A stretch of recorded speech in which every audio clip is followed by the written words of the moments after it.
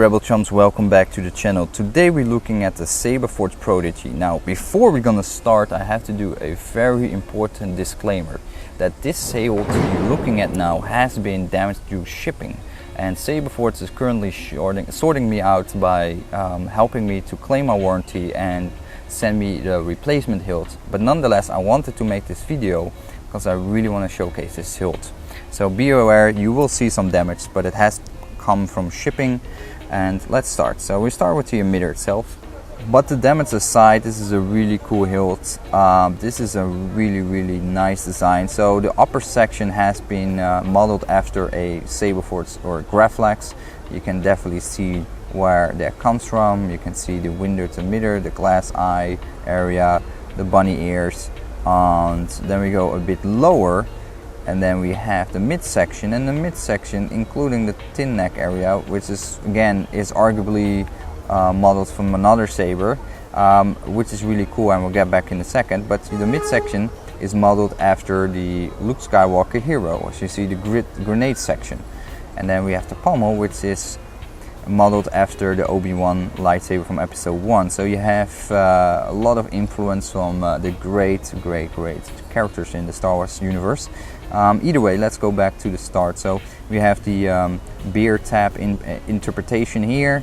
We have some cutouts on the side, some nice horizontal lines that really helps to give the saber some edge to it. So the lining on the side, including that tin neck, really gives it a little bit of a spaceship feeling to it. To me, I really like the design. It's really cool, a little bit like GoBots or something. Like you had a GoBots toy back in the days that was like a robot with 4 legs. It was like a AT-AT ripoff, but it feels a bit like that.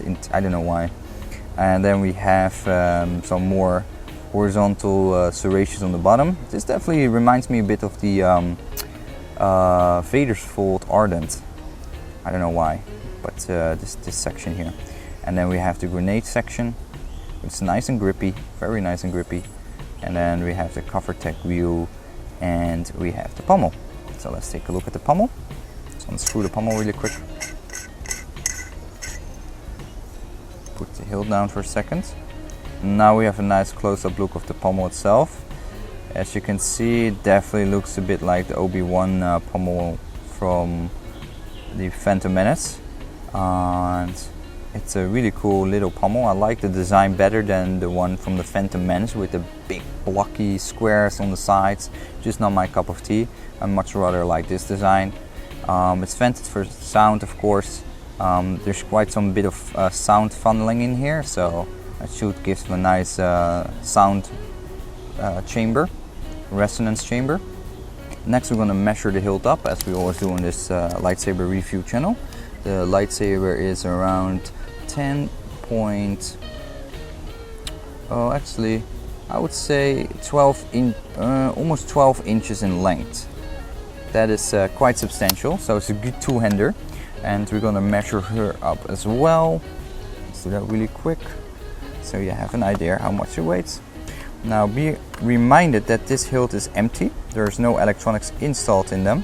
So I will do a review of this lightsaber with electronics installed as well. So empty, she weighs 305 grams. And that's 0.8.1 T or 0.8.0 CA or 0.670 LB. So again, it's a relatively light lightsaber for all the design elements you get. If you're seeking for a nice mashup from your favorite Star Wars heroes, then this might be a lightsaber you want to look into it. Again, the shipping damage will be fixed by Saberforge. In the next video I will showcase the saber in its full pristine glory. Also check out this lightsaber review with electronics installed. That will be up very shortly, where you can see this lightsaber with an ignited blade and whatnot. Thanks for watching, make sure to subscribe, and see you in the next video. Bye bye.